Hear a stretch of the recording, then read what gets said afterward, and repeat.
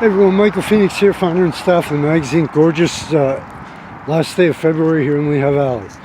This editorial is actually inspired by something that I had recently attended congressional candidate Greg Edwards' petition signing kickoff and listened to him speak. And there's just something a day later that still sticks out in my mind, that one of the subjects, which is a very hot topic here in the United States, raising the minimum wage. Now, Greg mentioned about imposing a federal minimum wage for everybody and for all the companies. That's great. That's a real great concept. I mean, working fast food, making $15 an hour, real great concept. Depending on the way it's done, there are several flaws in that. I mean, I know 2 years ago in 2016, last year in 2017, the topic came up and was widely discussed. Well, even fast food companies like McDonald's and Wendy's figure, okay, we'll raise the minimum wage, but we'll figure out ways to automate our processes and have fewer employees to make up for that minimum wage increase. Another flaw with it, depending on how it's done, is if you do a $15 minimum wage, mandatory minimum wage across the board, the amount of small businesses that will cease to exist in this country would be completely unbelievable, and on a scale like it's never seen. All right, $15 minimum wage for corporations. Big corporations, big companies, great. Where CEOs are, they have 3 houses on 3 different continents, etc. Fantastic.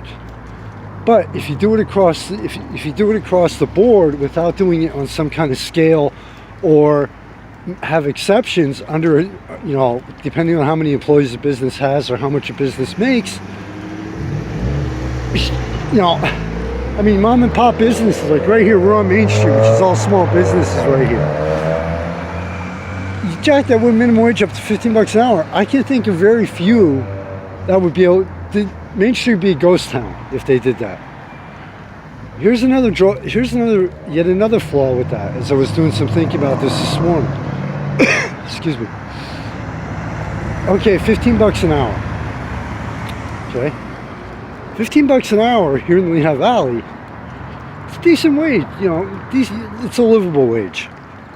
From what people have told me, you go up to New York, you go out to Los Angeles, even Philadelphia, $15 an hour just doesn't go as far as it might in areas where the cost of living,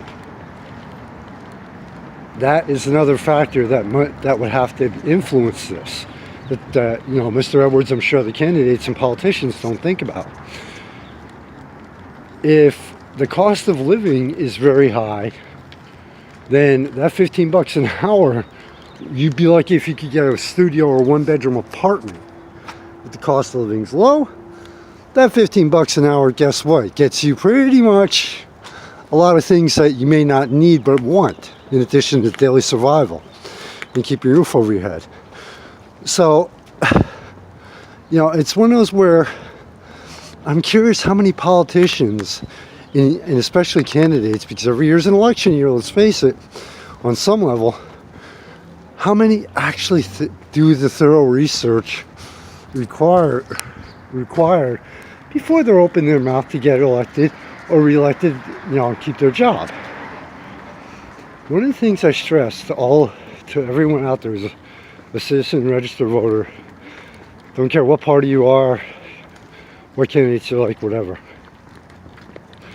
It's our job as voters to pay attention to the candidates. I mean, this is my 4th election and campaign season I'm covering. But everything from local up to Hillary Clinton's campaign, managed to cover her a few times.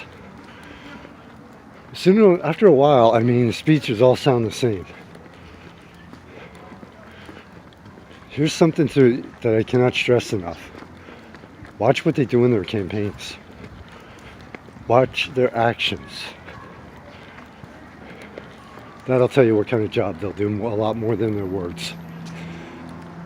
Please go to the Thanks to Sponsors page. Check out those people and businesses. Please support them. Without them, none of this could happen. Michael Phoenix, founder and staff of Surreal Veil City Online Magazine, his predecessor of Valley and Beyond. Take some time out with the friends and family, or just even to go out for a nice long walk. Life has its downside, but the beauty's worth it.